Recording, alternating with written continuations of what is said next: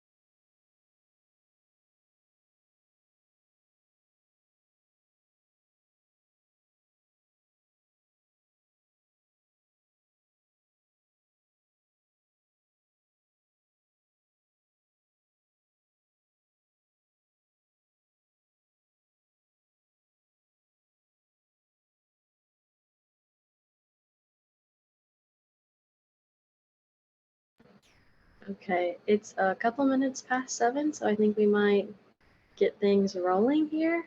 I'm Grace. I am the community outreach intern for Renew Wisconsin, and I help out with the MadiSUN Solar Group Buy.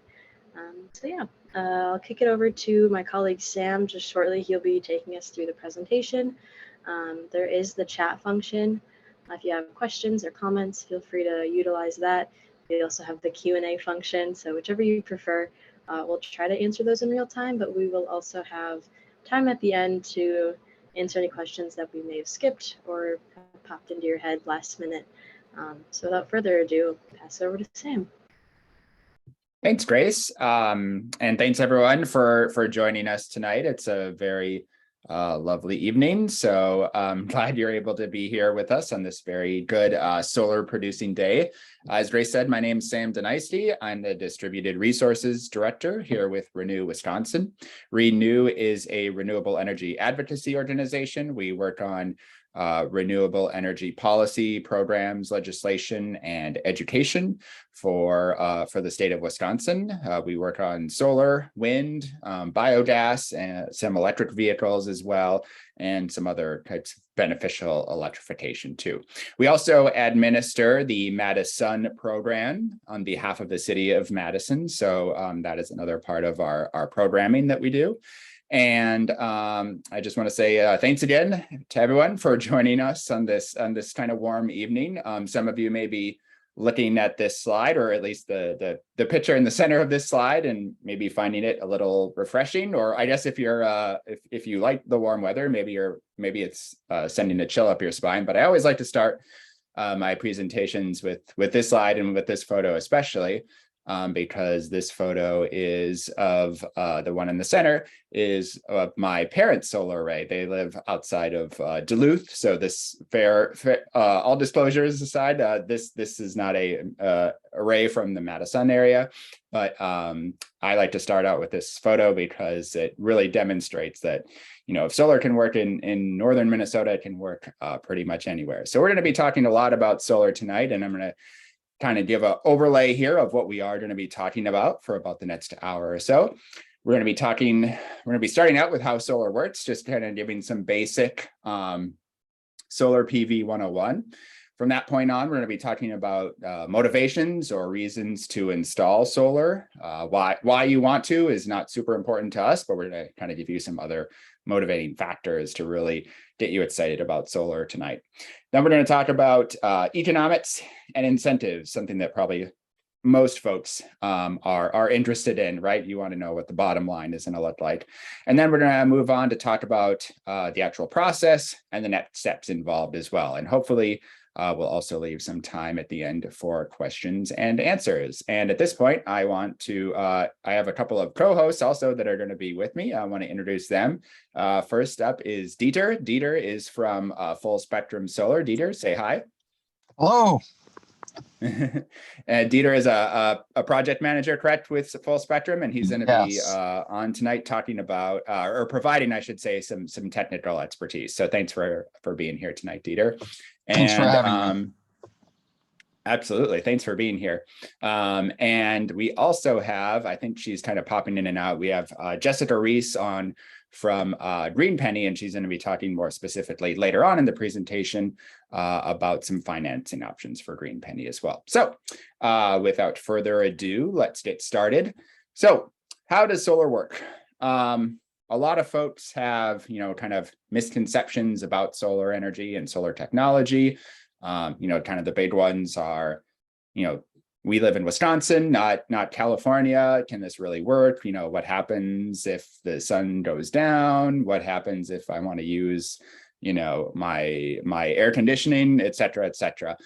So we're going to be first kind of setting the playing field, kind of level here, and then be talking about just how solar works. And solar is obviously really gotten very popular just in the last 5 to 10 years or so.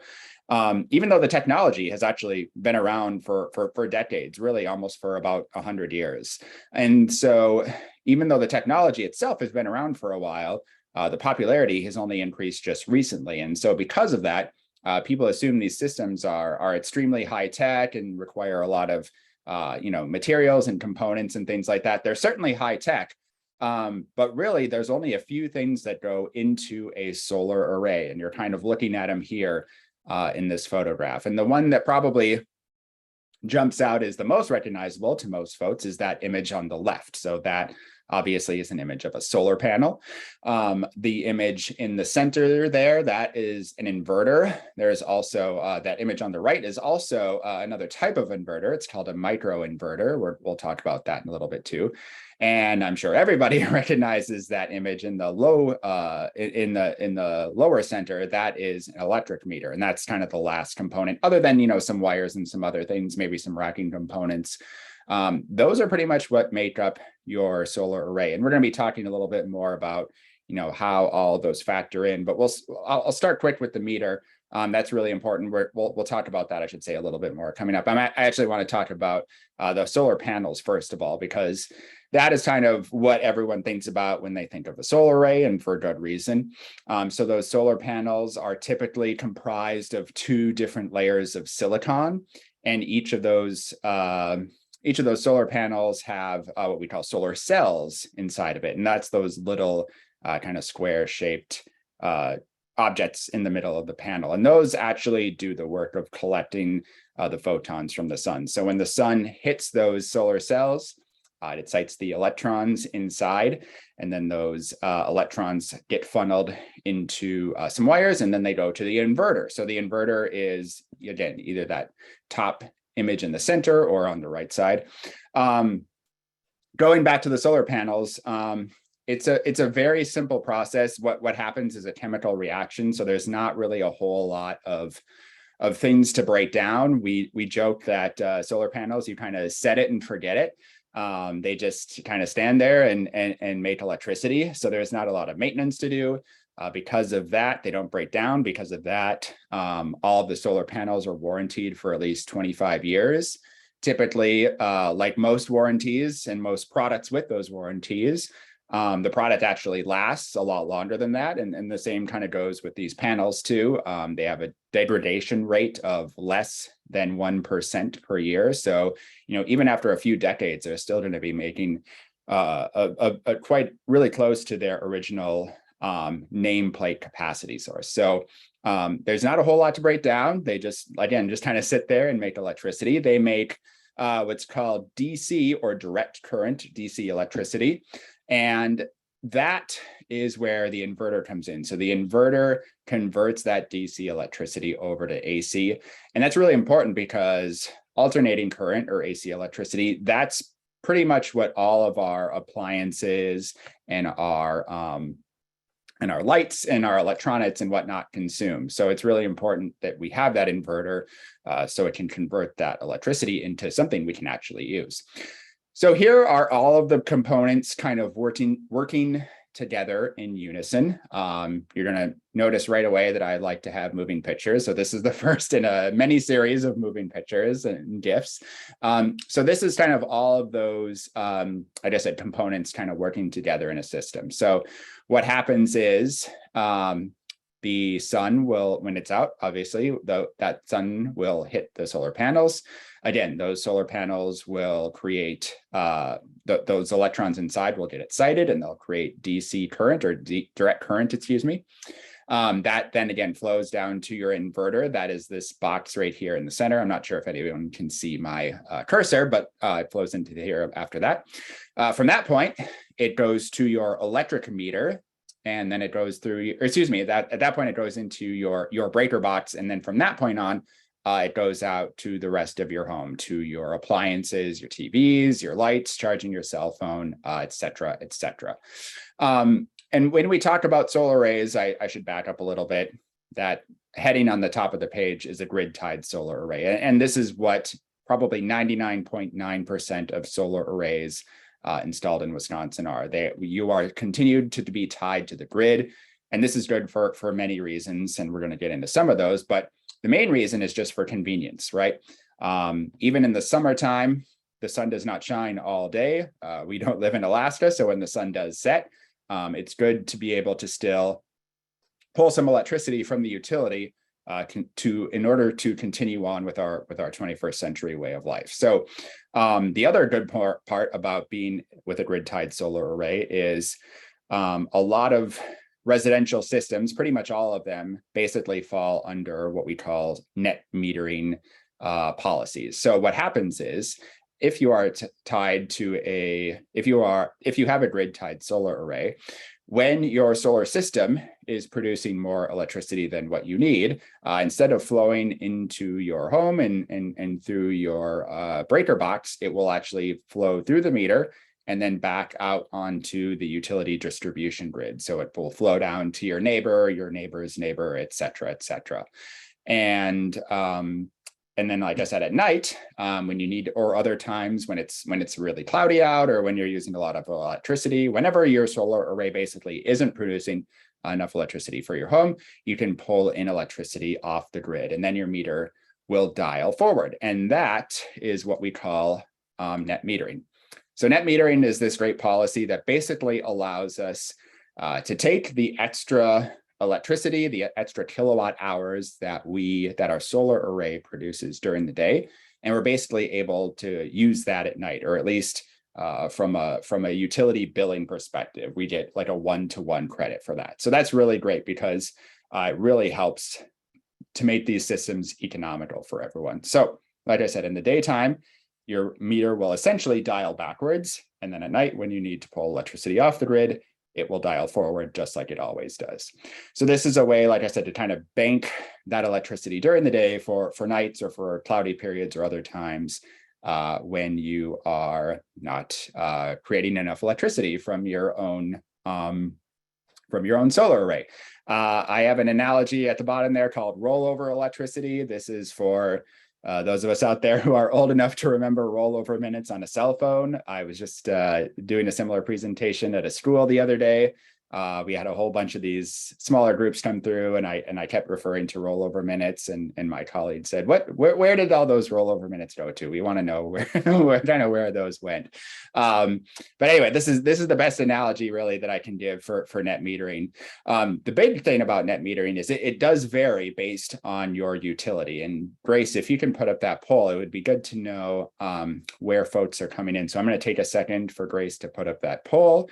If you can respond to that, then we can kind of know where people are coming from, because it does factor into how your solar system, not only the size of the system, but kind of how you and your solar system interact with the grid, especially from a billing perspective. So it looks like we got a pretty decent mix here of everyone. So that's great.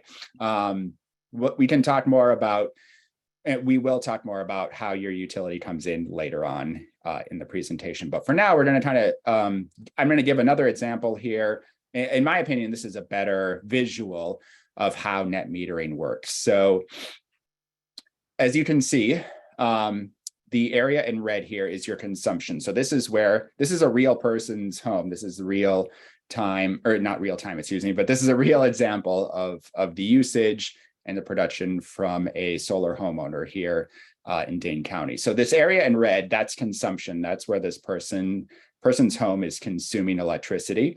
So as you can see, there's a lot of spikes here throughout the early morning. There's a big spike here right around, I think that this would be about 9 or 10 o'clock. Maybe this person's getting up and, making some coffee or something like that.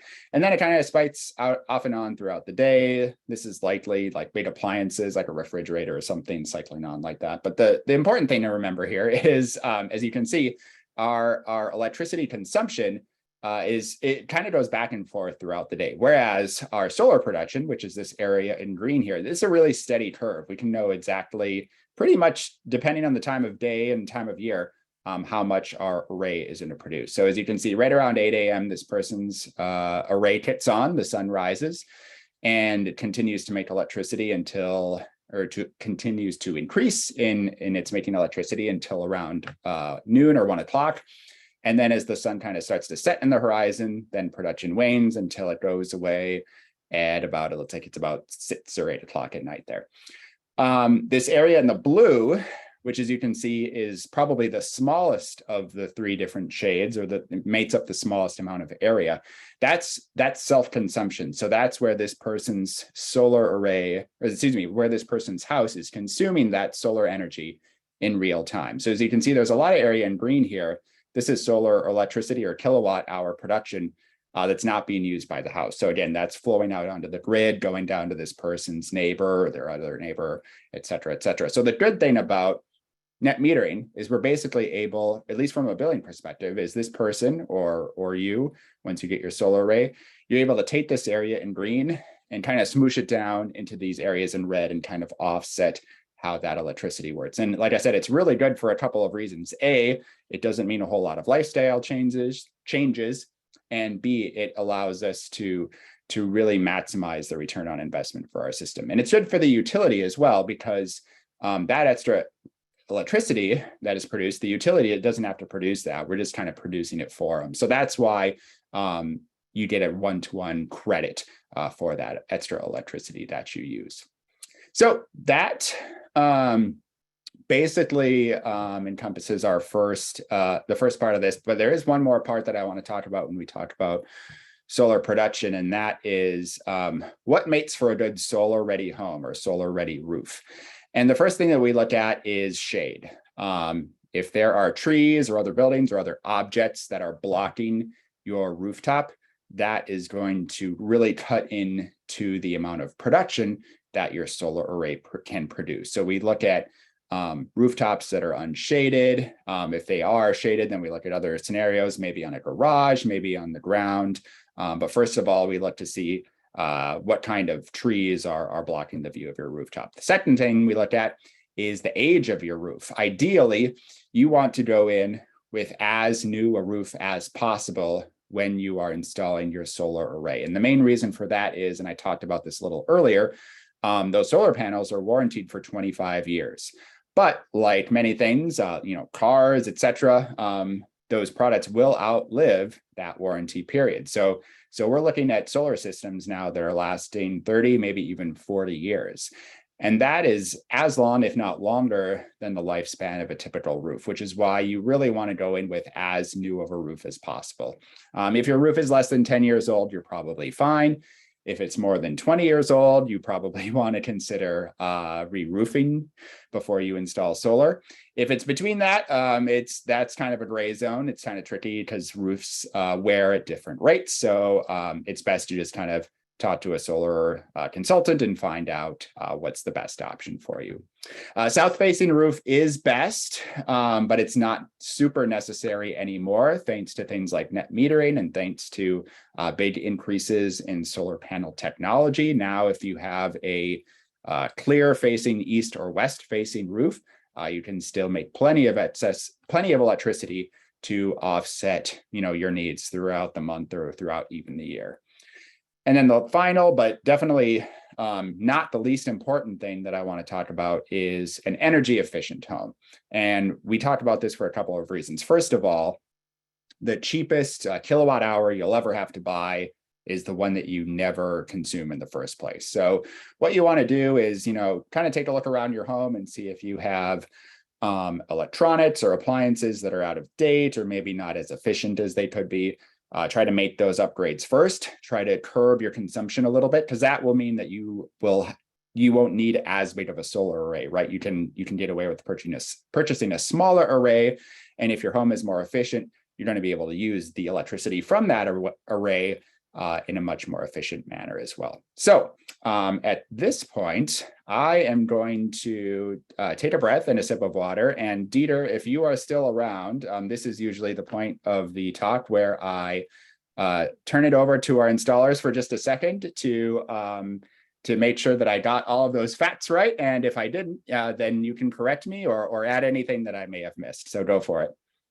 Yeah, no, Sam, I think you did an amazing analysis or overview of PV solar arrays. And yeah, I don't think you really missed anything. You did a great job.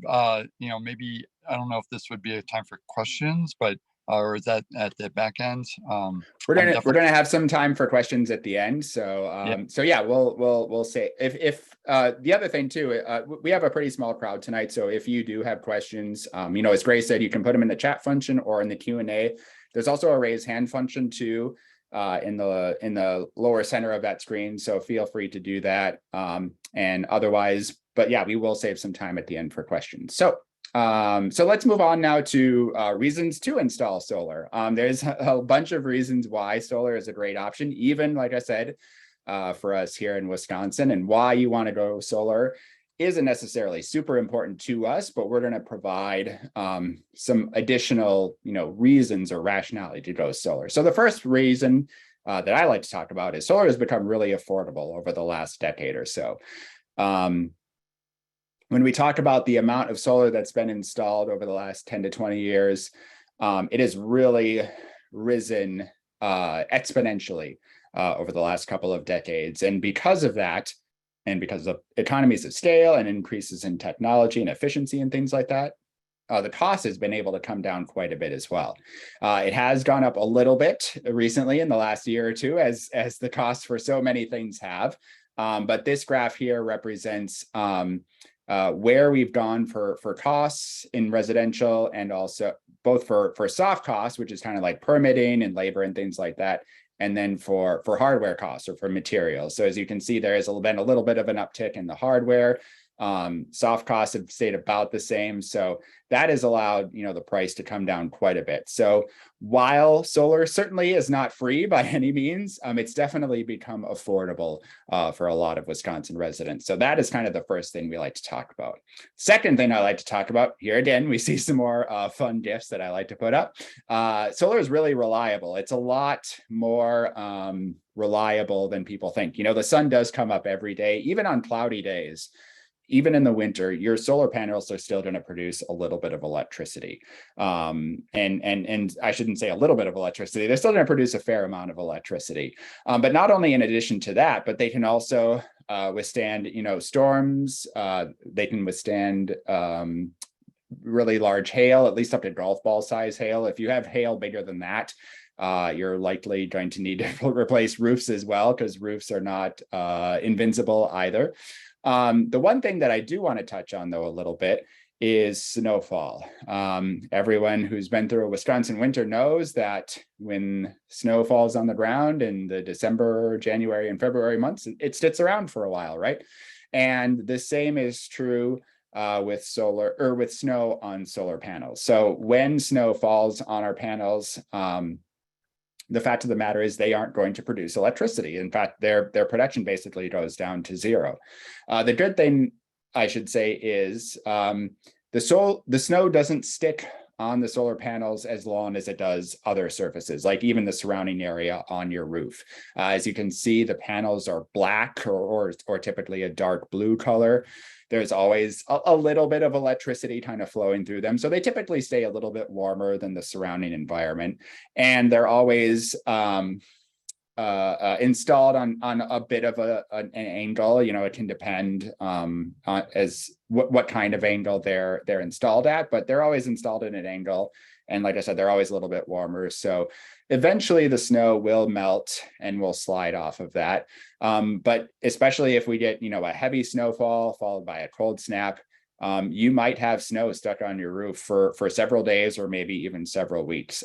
The other kind of good thing, or I should say the counterpoint to that, when your solar developer, your solar installer is kind of modeling your system and telling you, you know, approximately how much electricity per year your system is going to make, they actually do take into account some drop off during the winter months due to snowfall as well. So the important thing to remember is that do not get up on a roof in the winter in Wisconsin. It can be very dangerous. Also, don't try to get that snow off with you know, tools or anything, because you will always run the risk of potentially damaging your solar panels and voiding the warranty.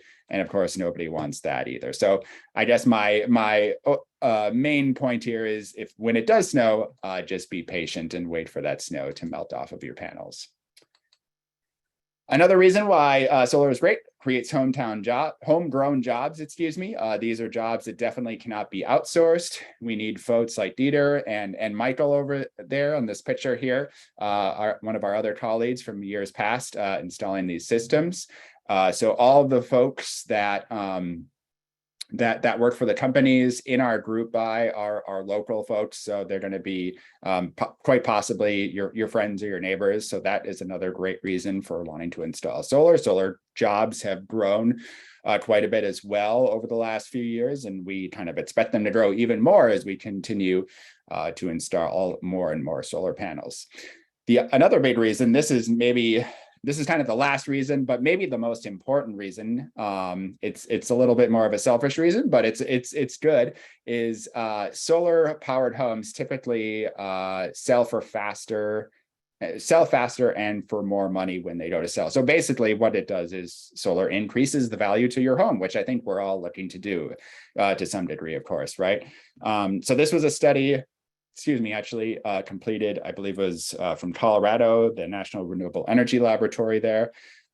So this is not a study from Wisconsin, but subsequent studies from basically around the US have showed similar things. And the reason for that is actually pretty simple. You know, if you're a prospective home buyer and you're looking at, you know, two homes in roughly the same neighborhood that are roughly the same size and the same age, and one of those homes has a, you know, let's say $150 a month utility bill, and the other one has like maybe a $30 a month electricity bill, you're really going to want to gravitate towards that home that has the lower utility bill, right? So it really made sense, because a dollar is a dollar, right? And you don't want to be spending more money on a home if it's basically the same home, if one is much more energy efficient and can save you money in other places. So that is kind of the last reason that we present, I should say, for folks wanting to install solar. I didn't even mention, I tend to leave this out, but obviously the climate change impacts as well are super important to a lot of people. The environmental benefits are really important as well. So I don't want to completely leave those out, but that's yet another reason why a lot of folks are installing solar, of course. So with that said, I am going to move on now to kind of the final portion. And that's the part that I'm sure everybody wants to learn more about. You know, how much do these systems cost, right? We talked about how much the systems have fallen in price over the last decade or two. As I said before, though, they are certainly not free. We certainly encourage everyone to get multiple quotes and to do things like that. So I want to talk, first of all, about the incentives. And when we talk about incentives, there are financial incentives, of course, but there are also non-financial incentives as well. And one of those kind of non-financial incentives is joining a group buy. There is a little bit of a price break when you join a group buy, but the bigger advantage to doing a program like MadiSUN is we just make it super easy. We simplify the process. We select the installers, good folks like Full Spectrum and like Arch Solar, that we know are going to do a great job, that we know are experienced and understand all the local permitting and regulations and things like that. We also get a bunch of folks together at one time. And again, by doing that, we're able to kind of bring down the price a little bit through bulk purchasing and things like that. And then we also provide like an extra layer of support and customer service throughout the process as well. So if there's something about, you know, maybe the process, or if you get a proposal that you're not sure about, you can always talk to myself or Grace, and we can kind of walk you through what that looks like. So in short, group buys just simplify the process. They make it super easy. And this slide right here is a slide that shows all of the group buys in Wisconsin. This is actually from 2021, so this is last year. I'm not sure if all of these are continuing on this year, but it really shows to the success of kind of this model of group buy. And I also want to point out, there have actually been a lot of stories in the news lately about some like predatory or nefarious solar companies, because it's new technology and a lot of folks aren't familiar with it. It unfortunately kind of lends itself to people doing shady things and over promising and things like that. You're not going to get that with a group buy, because basically the group buy, like I said, provides an extra layer of kind of customer service, and we definitely made sure that you're going to get an installer as well. Any of these group buys are going to make sure that you get an installer that knows the local permitting and the local regulations and is going to do like a really great and honest job. So that is sort of the group buy is sort of both a financial and a non-financial incentive for helping folks to go solar. Much more on the financial side of things. So we're going to move on to those incentives now. So the first financial incentive that we're going to look at is from the Focus on Energy program. And that program, if you're not familiar with Focus, I definitely encourage you to Google that. You're all clearly sitting at your computers right now. So take a look at all of the great programs that Focus on Energy offers to our state. One of the great programs, some might argue the greatest program, is their renewable incentive. That is for $500 off of a newly installed solar system. There are a few qualifications you do have to meet in order to be able to get that rebate. Dieter can probably go through a few of those. But essentially your house has to more or less face anywhere between east and west, including south, not north, basically anywhere but north facing. And then it has to be less than, I believe it's, is it 10% shaded or is it 15, Dieter? I'm forgetting. It actually, yeah, great question, Sam. It actually just got better this year. They lowered it to 15% shading. So when we get up on the roof, we use an approved instrument that records the sun's output essentially for that location on that spot, taking into account the shading, like you mentioned, from trees or other buildings, and they want to see above 85%. And so, yeah, that's something we target. You mentioned the direction, east, west, south. They actually slightly changed as well this year to go slightly northwest and east, which is good, as all of our roofs, especially on the isthmus, are at different angles. And then the roof pitch is another qualifier that they want to see. It can't be above 50 degrees. So most of our roofs are, between 10 and I'd say 35, maybe 45 is the steepest that you might see. That's a 12-12 pitch. And then also, of course, the type of equipment that we use, that we install. The panels have to be approved, as well as either the inverter or the microinverters, as you were mentioning. Yes, there is also, I always forget about the equipment qualifiers, but I know that Full Spectrum and Arch always use equipment and materials that qualify for that. So that usually isn't as big of a hurdle to clear for folks as the shading and the orientation is. But as Dieter pointed out, they have expanded that So it really has allowed a lot more people to be able to obtain that renewable energy incentive. So that's the first one we want to look at. So there's some opportunity there for savings. Perhaps the bigger opportunity for savings, however, comes from the solar investment tax credit. So this is a federal tax credit.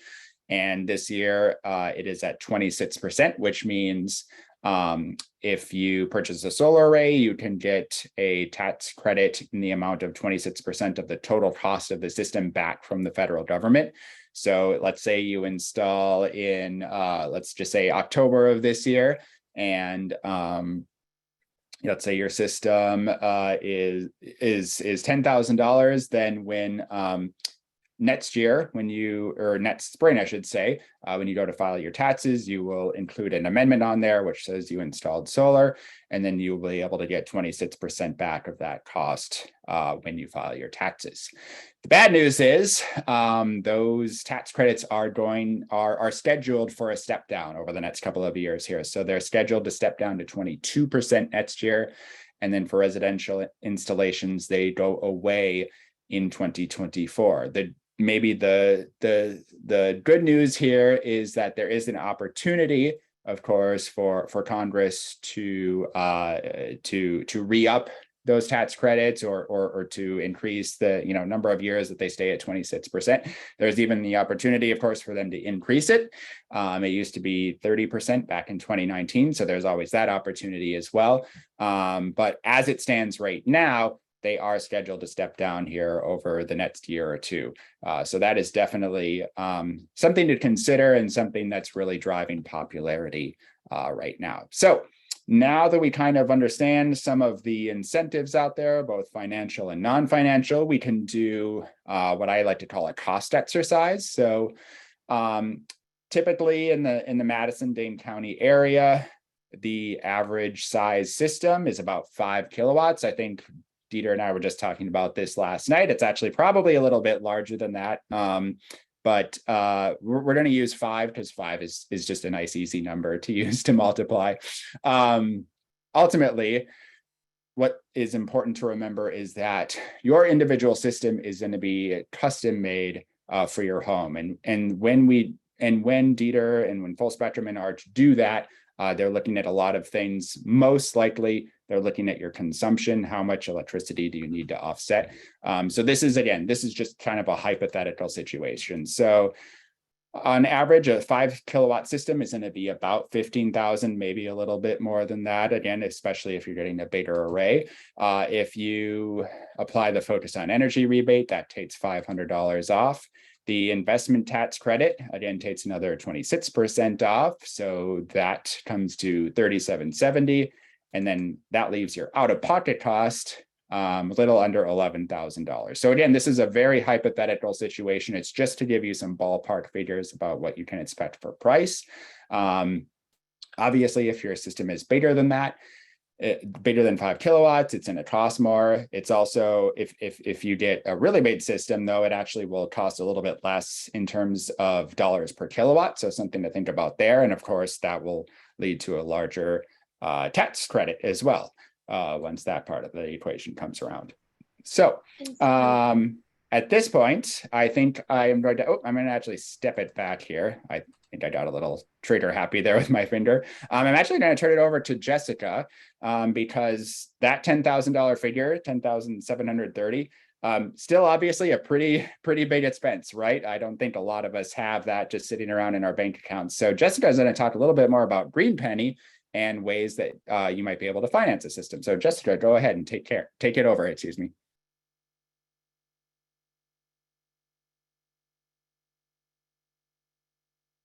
Oh, we're having trouble hearing you, Jessica.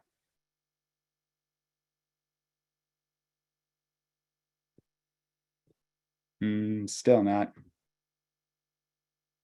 All right, we'll come back to you. Let us know when you're ready and we'll come back to you. For now, I'm going to kind of tick through what folks can expect for payback periods.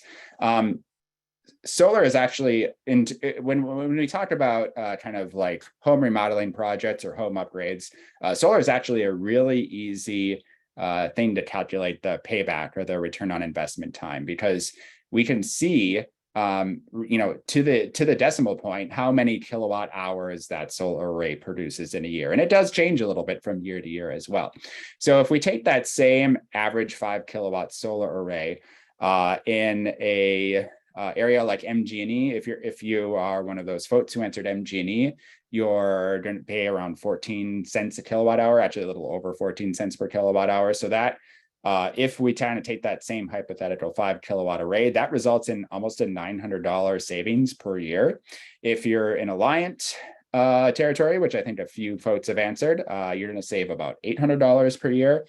And if you're in a municipality, which I assume is what the other one, what the folks who selected other is, that's going to result in about a $700 savings per year. So it's really easy to calculate payback periods, based on these utility rates. So if we do just kind of a simple payback exercise, right, figure out what size array we have, about how much it's going to produce a year. If we take that same hypothetical 5 kilowatt array, if we average about $900 in savings per year from that 5 kilowatt array, it's going to take us about 10 years to pay that off. Maybe a little more, maybe a little less. It can depend on a whole lot of things. It can depend on everything from which utility you're at, the size of your array, how you use your electricity, and even what kind of weather we get in a given year as well. If we have a really cloudy year, I know some people have said that in cloudier years, they just haven't produced nearly as much as they have in other years as well. So a lot of factors go into that, but like 10 to 12 years is a pretty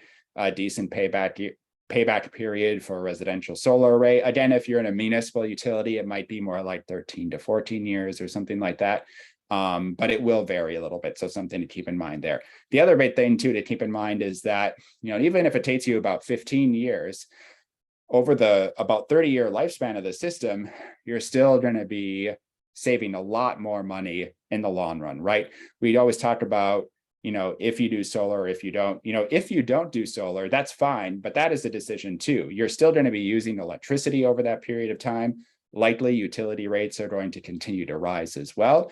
So by purchasing a solar array, you're kind of in a way almost purchasing like 30 years of electricity up front, because again, your solar array is going to last about that long, assuming you leave it on top of your roof. And it's going to result in, like I said, tens of thousands of dollars in savings over the lifespan of the system. So, but like I said, definitely not free. And Jessica, I'm going to check in with you to see if you are back on.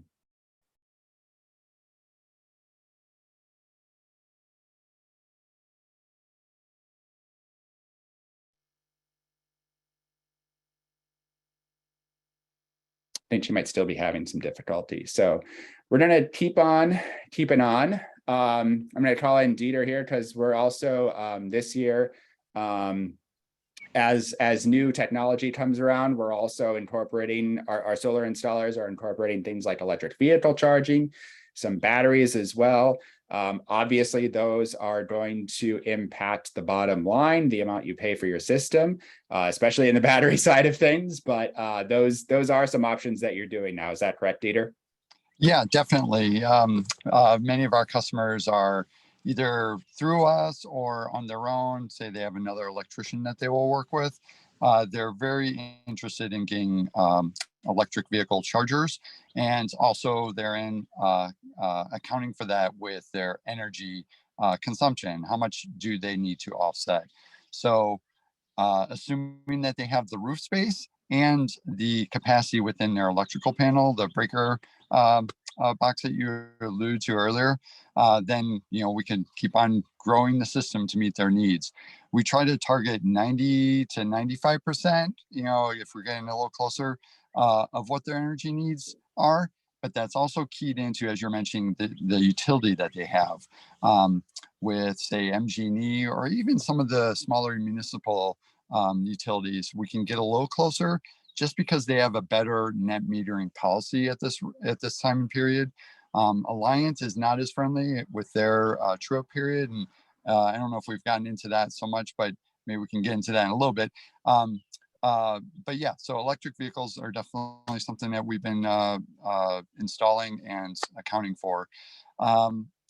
with batteries, we've had a few systems.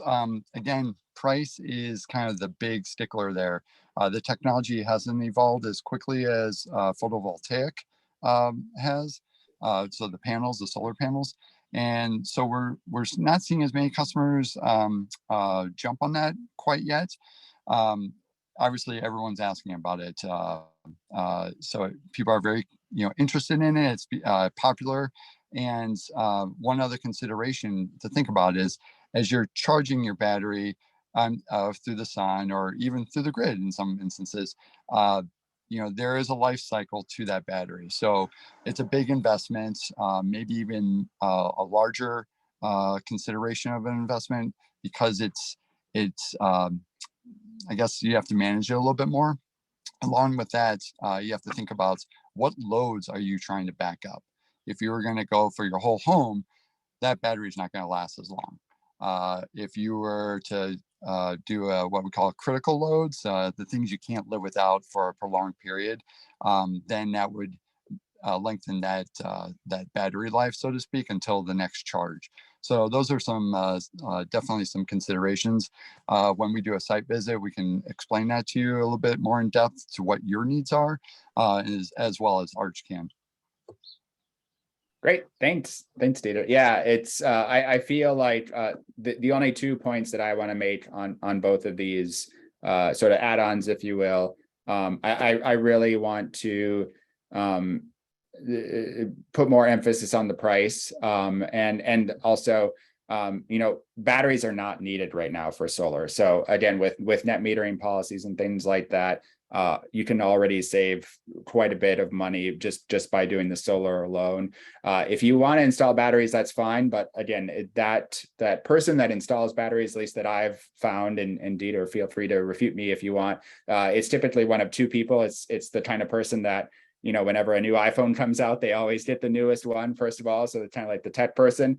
And then it's the person that really wants that peace of mind for when the grid goes out, that they can still continue to use some of their homes, appliances and things like that.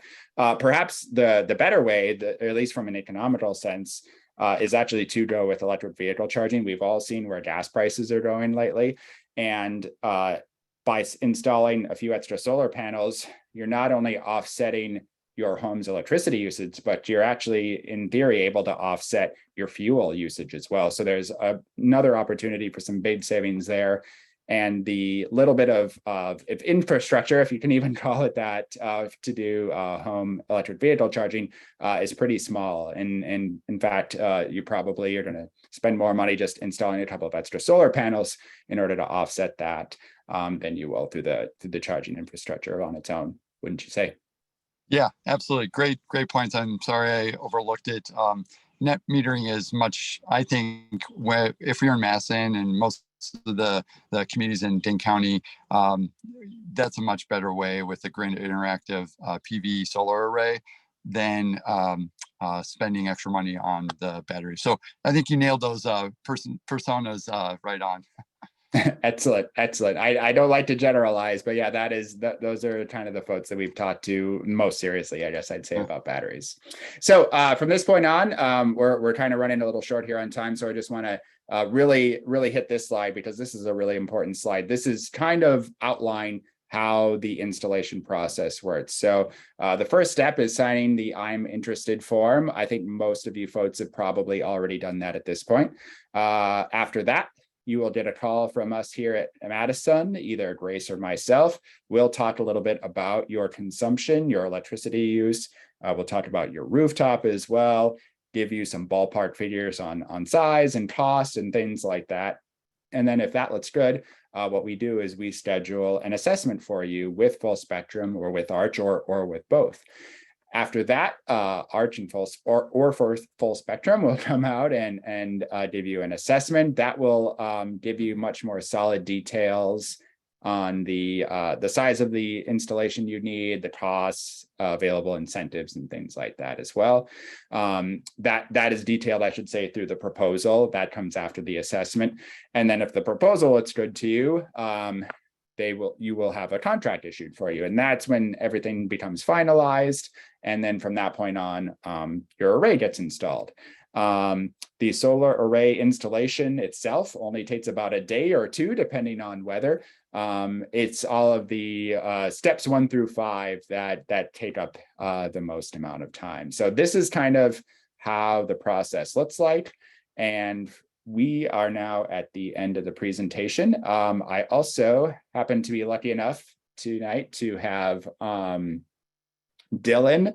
Dylan is a former full spectrum customer. He went through the group buy program, I think it was 3 years ago. Dylan, are you on with us? Yeah, hey, good evening. There he is. Hi. Hey, thanks for joining us. It was, I think, just over 3 years ago. I think I was just looking at my all my feed data, so it's always fun to go poke around at that. Well, thanks for joining us. I really appreciate having a homeowner on because they're able to give, the kind of how the sausage is made, details about going through the program. So I really appreciate you. I'm gonna see if Jessica has figured out her AV problems one more time and just see, Jessica, if you're on, if you have audio yet. I'm here. Can you hear me now? There you are. We can hear you. Thank you so much. Do you want to talk a little bit quickly about Green Penny and some of the services that you folks offer?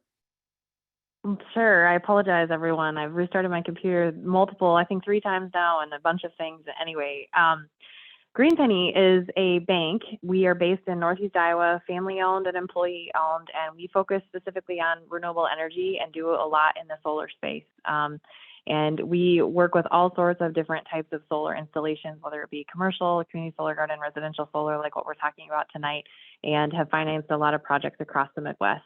We work with MadiSUN, Renew Wisconsin, and some of the other solar associations across the Midwest. And the biggest things for you guys to take away is we can offer up to 100% financing on your project if that's something that you're interested in. We do have a couple of different loan structures, so we have a little bit of flexibility to work with your specific situation.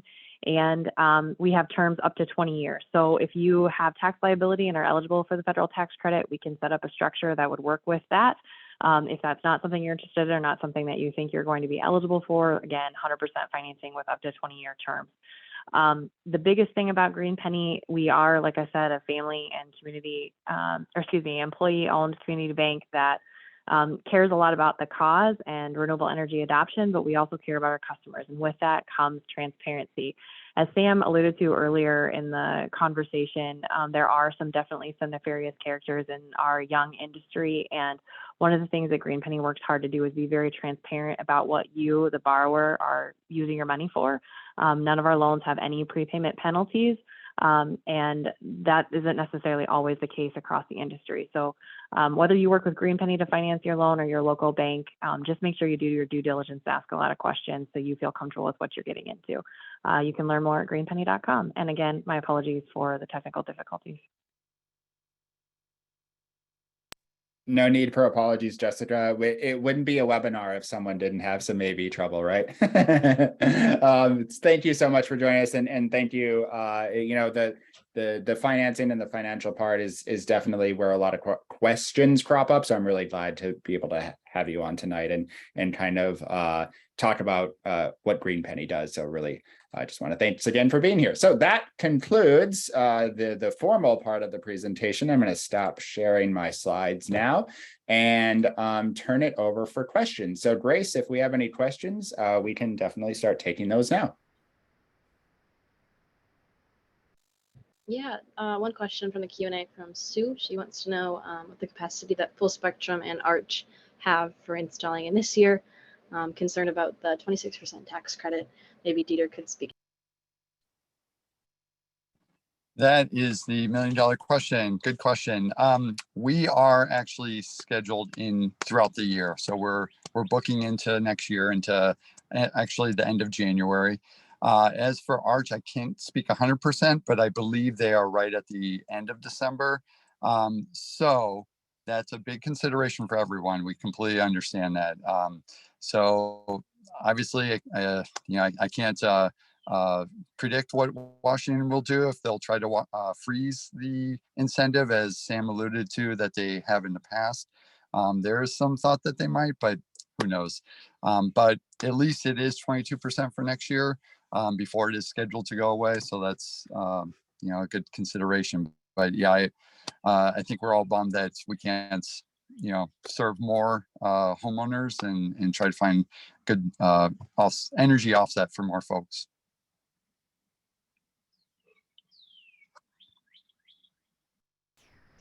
Sam, I think you might be muted. Thanks, Grace. One thing I wanted to add to that is I don't even want to say it out loud because I don't want to jinx it. I'm pretty optimistic that those tax credits will be extended. But if they don't, and that is, again, what the information we have to go with right now, a couple of things to keep in mind is a lot of the reason why Dieter and Full Spectrum and Arch are booked this year is because people are concerned that those tax credits are going to go away. The situation doesn't, I don't want to sound like I'm a predatory person either, like Jessica said, but like if those tax credits go down to 22% next year and then go away the year after that, there's going to be even more of a rush. So it's really important that, to kind of hold your place in line too, to kind of keep that in mind too, that next year is also going to be a really popular year if these tax credits don't get extended. If they do, then we'll all be in a much better place, and hopefully we'll all be able to do those installations and be able to get the full 26% tax credit for them. So I think there's a few things to keep in mind there. I ultimately, regardless of what the tax credit situation is, I always tell people, the best time to do solar was probably a couple of years ago. The second best time to do it is right now, because the sooner you do it, the quicker you're going to be able to offset your electricity and start your payback period. Can I add something else, Sam? Please. I think what you just said was great. The other thing I would suggest is go ahead, sign up for an assessment. We can maybe help pinpoint maybe some areas of concern. Maybe your roof maybe needs to be addressed, and that's something you want to look at now while you still have some time before next year, before the install.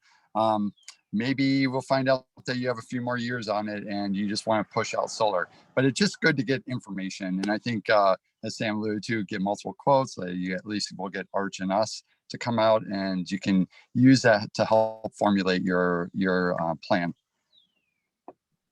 Excellent. Grace, what is the next question we have? Next question from David would like to know a little bit more about the true-up process from power companies. I think it might have something to do with the net metering.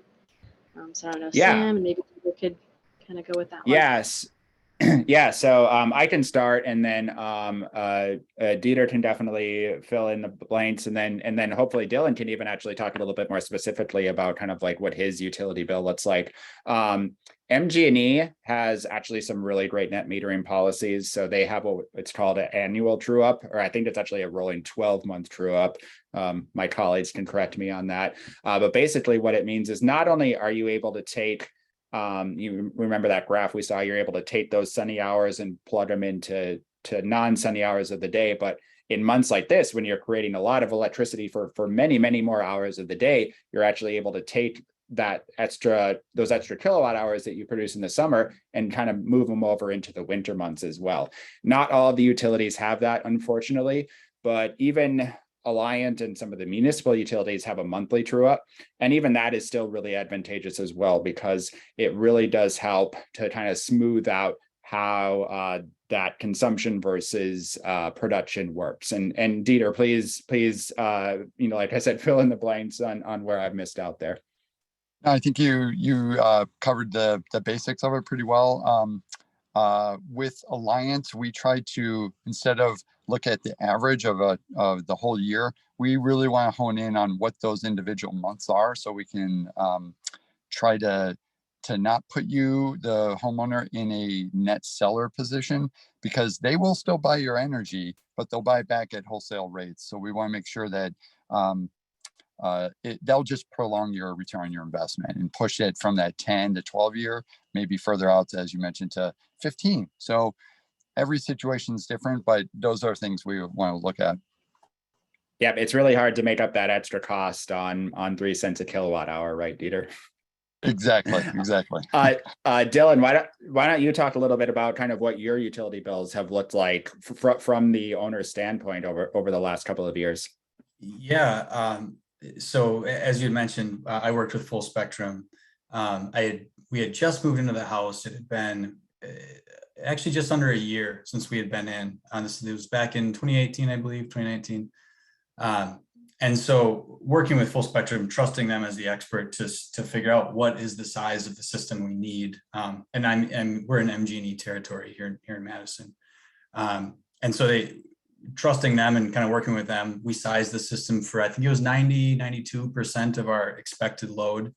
And that's worked out really well for us. We haven't gone over that. We haven't become a net producer, which is great. And as you, Sam, as you had said, in MG&E territory, it's an annual true up. And so have never seen that kind of producer issue come up. We've got great low bills in the summer, which is awesome. I think my most recent bill combined, so gas and electric, was $38. And most of that was, kind of the fixed charge on the bill. So I was kind of, quote unquote, making money in the summer, right? With all the solar. So that's been great to see. And honestly, working with Full Spectrum was fantastic. So yeah, couldn't speak more highly of working with them. So I think we might have time for one more question from the audience. Before we go to that last question, though, I did want to ask Jessica from Green Penny's perspective, what's the most commonly asked questions that come up from kind of like the financial or the financing side point of the equation?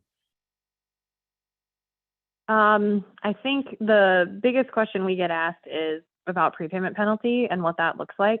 A lot of folks think that, and they get enticed. So at least with Green Penny programs and a lot out there, the longer your term, the higher your interest rate typically.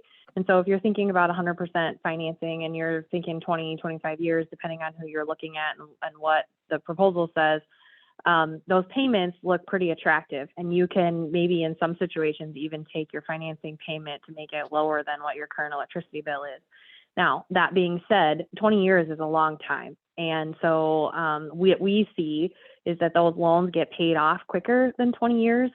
Green Penny and our parent company, Decora Bank, have actually been financing solar for about 15 years now. And we see more of an 8 to 10 year payoff on those loans. And so even if you're looking at a lower payment, people are always asking about prepayment penalties because they want the flexibility to be able to put money down toward that principal and pay the loan off quicker. And so I'd say that that's the number one question. And the second question I would say is we get asked a lot about, so we have a two-part financing structure, and one of those, the pieces of the loan allows you to set the federal tax credit aside, whether it's 26% this year, 22% next year, whatnot. We set the federal tax credit aside. The next most popular question is, what if I don't get all that credit? Then what do I do? I can't pay that loan off then, or I maybe don't have the cash in my pocket to pay that loan off. How does that work? So we do have, at least with Green Penny, a couple of different options. If you do choose that two-part structure and set the tax credit aside, you pay off the interest at the end of the term, and then the remaining can be financed into the term loan that you would be making monthly payments on. That's one option.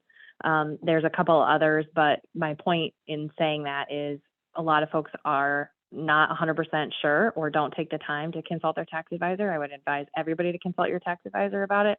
But also make sure before you sign anything that your financing company has some flexibility and you understand what that looks like. From a Green Penny standpoint, yes, there would be a small service fee for us to touch that loan again, but it's nothing crazy. I think it's $150. And so that's pretty easy if you get in a pinch. On the flip side, sometimes, depending on the financing company you work with, that might not be the case. So just ask questions, like I said earlier. Great point. And I think I'm going to end on that too, is ask questions of the MadiSUN staff, ask questions of Full Spectrum, of Green Penny, of Arch Solar. And as much as I like Dieter and Full Spectrum, I encourage you to get quotes from multiple sources, because as we've clearly shown tonight, solar is still a significant investment, and you want to make sure you're getting the best system for you and for your home. So at this point, we're going to wrap things up. I just want to thank so much Jessica, Dylan, and Dieter, and Grace, everyone, for your help tonight.